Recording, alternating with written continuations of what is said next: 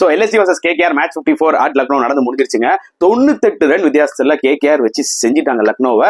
Huge loss for Lucknow. அதுல எந்த டவுட்டுமே இல்ல. டாஸ் வின் பண்ணி எதுக்கு போலிங் எடுத்தாருன்னு தெரியல கேஎல் ராகுல். எனக்கு தெரிஞ்சு கொல்கட்டாவோட பெட்டர் டு பேட் ஃபர்ஸ்ட். ஆனா அவர் எடுத்த அந்த டிசிஷன் டாஸ் வந்து பாத்தீங்கன்னா பேக் ஃபயர் ஆயிடுச்சு. அண்ட் பேட்டிங்ல 235 ரன்ஸ் அடிச்சிருக்காங்க கேகேஆர். அதுக்கு முக்கியமான காரணம் Sunil Narain. Fantastic innings 81 of 39. அவரோட ஃபார்ம் வந்து பாத்தீங்கன்னா வேற லெவல்ல போயிட்டு இருக்கு. அதுக்கப்புறம் மத்த எல்லா கேகேஆர் பேட்ஸ்மேனும் வந்து பாத்தீங்கன்னா பால்ஸ் வேஸ்ட் பண்ணாம சூப்பரா கேமியா விளையாட்டு போனாங்க. அதனாலதான் அவங்களால 235 அடிக்க முடிஞ்சது. போலிங் வைஸ் பாத்தீங்கன்னா ஒன்றும் சொல்றதுக்கு இல்ல லக்னோ சூப்பர் ஜெயின்ஸ் பொறுத்த வரைக்கும். அண்ட் சேசிங்ல பாத்தீங்கன்னா they are going nowhereங்க. கேஎல் ராகுல் ரொம்ப ஸ்ட்ரகிள் ஆனார் அவரோட இன்னிங்ஸ்ல. மார்க்கஸ் ஸ்டோனிஸ் இருந்தவருக்கும் சூப்பரா விளையாடுனாரு. பட் அவரும் அவுட் ஆயிட்டாரு.